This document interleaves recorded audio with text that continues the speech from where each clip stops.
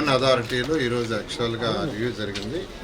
దీంట్లో మొత్తం 10 మున్సిపాలిటీస్ ఉన్నాయి, మొత్తం 15 కాన్స్టిట్యున్సీస్ ఉన్నాయి ఇందులో.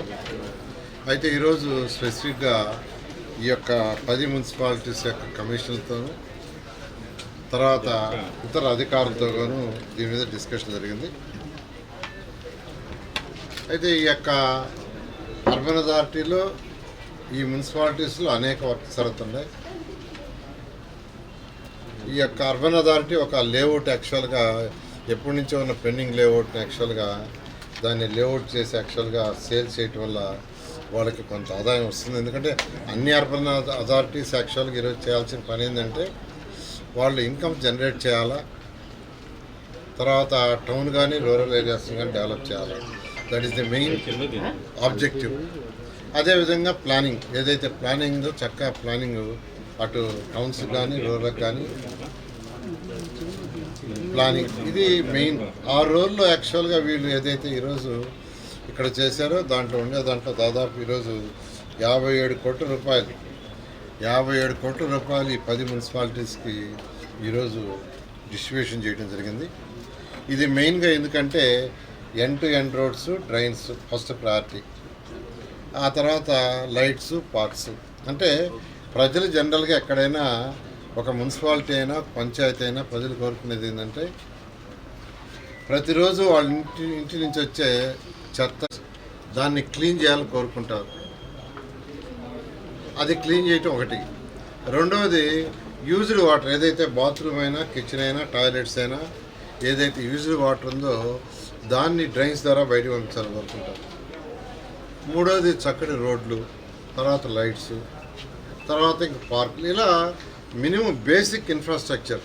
ఈరోజు ఈ ప్రభుత్వం బేసిక్ ఇన్ఫ్రాస్ట్రక్చర్కి ఇస్తూ డ్రింకింగ్ వాటర్కి సంబంధించి ఏషియన్ ఏఏబి, యుఐడిఎఫ్, అమృత్ 2.0 ఈ 3 స్కీముల్లో రాష్ట్రంలో ఉన్న అన్ని 123 మున్సిపాలిటీలో ప్రతి ఇంటికి తాగునీరు, అది కూడా సర్ఫేస్ వాటర్, నదులలో సర్ఫేస్ వాటర్ వచ్చేటట్టుగా ట్రీట్ చేసే వాటర్ వచ్చే విధంగా ఆల్రెడీ టెండర్లు పిలిచేసాం.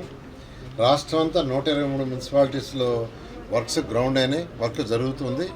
రాబోయే 2 సంవత్సరాల్లో ముఖ్యమంత్రి గారు ఇచ్చిన ఆదేశం ప్రకారం ప్రతి ఇంటికి ట్యాప్ కనెక్షన్ ఉంటుంది, ప్రతి ఇంటికి. రెండవది డ్రైన్స్, ఏదైతే యూజ్డ్ వాటర్ ఉందో దాన్ని కూడా డ్రైన్స్లో బయటికి పంపించాలా, దాన్ని కూడా ట్రీట్ చేసి బయటికి పంపించాలి.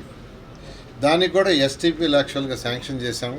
అందుకని ఏదైతే అమౌంట్ ఈరోజు దాదాపు 57.5 కోట్లు ఈ 10 మున్సిపాలిటీస్కి అర్బన్ అథారిటీ ద్వారా శాంక్షన్ చేశాము. వాళ్ళందరూ end to end roads, drains, పార్కులు చేయమని ఇన్స్ట్రక్షన్ ఇచ్చాం. ఆ విధంగా జరుగుతున్నాయి. టిట్కో హౌసెస్ గురించి ఇప్పుడు ఎమ్మెల్యే గారు చెప్పారు. చక్కగా ఏ మున్సిపాలిటీకి ఎంత పాపులేషన్ ఉంది, వాళ్ళ ఇన్కమ్ ఎంత, వీటిని బేస్ చేసుకుని ఒక ప్రపోర్షనేట్తో ఒక క్యాలిక్యులేషన్తో చక్కగా చేసాం. ఇప్పుడు దాకా అటు కలెక్టర్ గారు కావచ్చు, విసి గారు కావచ్చు, చైర్పర్సన్ కావచ్చు, ఎమ్మెల్యే కావచ్చు, అందరూ కూడా ఒక ప్రిన్సిపల్ ఇచ్చారు. ఈ ప్రిన్సిపల్ ప్రకారం ఉండి వాళ్ళకి వచ్చే కలెక్షన్ ఎంతో చూడండి, ఆ కలెక్షన్కి ప్రపోర్షన్ ఇవ్వటమని ఇప్పుడు ఈ ప్రభుత్వం చాలా చక్కగా అన్ని మున్సిపాలిటీస్కి, అన్ని పంచాయతీలో వచ్చే కలెక్షన్ కూడా వాళ్ళకి చట్టబద్ధంగా ఎంత రావాలో అదే విధంగా చేస్తూ ముందుకు పోతాం. అమరావతి అనేది అసాధ్యమైనటువంటి విషయాన్ని ఇప్పుడు కొంతమంది నేతలు స్పష్టం చేస్తున్నారు. పెట్టుబడులన్నీ కూడా ఇప్పుడు వైజాగ్కి వెళ్తున్న పరిశ్రమలు అమరావతికి రావట్లేదు అనేటటువంటి విమర్శలు చేస్తున్నారు. అమరావతిని నాలెడ్జ్ సిటీగా ముఖ్యమంత్రి గారు డిక్లేర్ చేశారండి. అమరావతిలో 5 లక్షల మంది విద్యార్థులు చదివేటట్టుగా అక్కడ యూనివర్సిటీస్కి, స్కూల్స్కి, కాలేజీలకి ఇవ్వన్నారు. ఇప్పటికే విట్టు, ఎస్ఆర్ఎం, అమృతమయ వాళ్ళు వచ్చారు. ఆల్రెడీ 50,000 మంది విద్యార్థులు చదువుతున్నారు. మిగతా వాళ్ళు కూడా కన్స్ట్రక్షన్ చేయబోతున్నారు. బిట్స్ పిల్లని వాళ్ళందరూ కూడా. ఇవన్నీ పూర్తయితే అక్కడ ఫస్ట్ 5 లక్షల మంది విద్యార్థులు చదువుతారు. That is the plan. ఎప్పుడైతే 5 లక్షల మంది విద్యార్థులు చదువుతారో ఆ విద్యార్థులకు చదువు చెప్పే స్టాఫ్ కావచ్చు, వాళ్ళకి ఇచ్చే ఫెసిలిటీస్, ఫుడ్ కానీ, వీటన్నిటితో అక్కడ ఎకో సిస్టమ్ డెవలప్ అవుద్ది.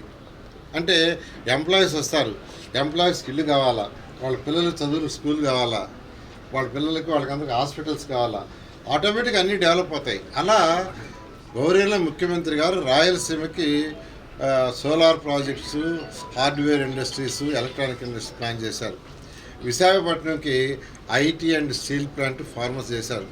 అదేవిధంగా అమరావతి రాజధానికి ఈరోజు దాని knowledge city plus soft industries ఏదైతే నాన్ పొల్యూటెడ్ ఉందో దానికి ప్రత్యేకంగా 2000 ఎకరాలు యాక్చువల్గా మార్చేయమన్నారు.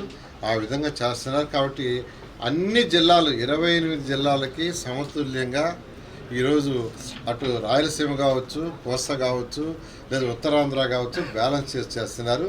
అయితే కరెక్ట్ చేస్తాయి. అది మన సిస్టమ్. ఇవన్నీ ఒకే దగ్గర ఉంటే పరిపాలన సులువుగా ఉంటుంది. అసలు ఒక దగ్గర అసెంబ్లీ ఉండి ఒక దగ్గర హైకోర్టు ఉంటే అసలు ఇది మీనింగ్లెస్. ఐఏఎస్ ఆఫీసర్లు కోర్టుకు రమ్మంటుంటారు, అధికారులు కోర్టు రమ్మంటుంటారు. అంటే అమరావతిలో అసెంబ్లీ ఉండి ఇంకో దగ్గర సెక్రటరియట్ ఉండి, విశాఖపట్నంలో సెక్రటరియట్ ఉండి హైకోర్టు అక్కడెక్కడ ఉంటే ఈ అధికారులు తిరుగుతూ ఉంటేనా? అసలు పరిపాలన సవ్యంగా జరగాలంటే అన్నీ ఒక దగ్గర ఉండాలి. ప్రపంచంలో ఎక్కడైనా అంతే. ప్రపంచంలో ఎక్కడైనా ఉండేది ఆ విధంగా. అట్లాంటి చక్కటిది ముఖ్యమంత్రి గారు ఏం చేశారు? సెక్రటరీస్ కావచ్చు, హెచ్ఓడీలు కావచ్చు, వాళ్ళ కింద ఉన్న వాళ్ళు కావచ్చు, అందరూ ఒకే బిల్డింగ్లో, వీలైతే ఒకే ఫ్లోరు, లేకంటే 2 ఫ్లోర్లలో ఉండాలా? ఎవరైనా ఒక వ్యక్తి పనికి వస్తే మినిస్టర్ కలిశారు, వెంటనే మినిస్టర్ కింద వాళ్ళకి చెప్పారు, సెక్రటరీని పోయి కలవచ్చు, వెంటనే హెచ్ఓడీని పోయి కలవచ్చు, సూపరింటెండెంట్ కలవచ్చు, పని అయిపోతుంది. ఎవరికి ఇబ్బంది ఉండదు. ఈరోజు పని కావాలంటే ఎట్టుంది? సెక్రటరీ అంటే అమరావతికి వస్తున్నారు, వాళ్ళు హెచ్ఓడీని కలవాలంటే గుంటూరు, విజయవాడ పోవాల్సి వస్తుంది. కాబట్టి పరిపాలన సులభంగా ఉండాలనే ఉద్దేశంతో ఎంతో అనుభవం ఉన్న ముఖ్యమంత్రి నారా చంద్రబాబు నాయుడు గారు డిజైన్ చేశారు. ఎంతో వేగవంతం జరుగుతుంది. ఈ పరిస్థితుల్లో మావిగనని అసలు ఏం మాట్లాడుతున్నారో, ఎందుకు మాట్లాడుతున్నారో ఎవరికి అర్థం కావట్లేదు. ఎవరికి ఒక్కరికి కూడా అసలు అర్థం కావట్లేదు. అలాంటి పరిస్థితి ఏదైనా అమరావతి రాజధాని ఎవరైనా చెప్పినా ముఖ్యమంత్రి గారు ఇచ్చిన టార్గెట్ ప్రకారం 2028 ఆగస్టుకి బేసిక్ స్ట్రక్చరు, తర్వాత ఐకానిక్ బిల్డింగ్స్ అధికారం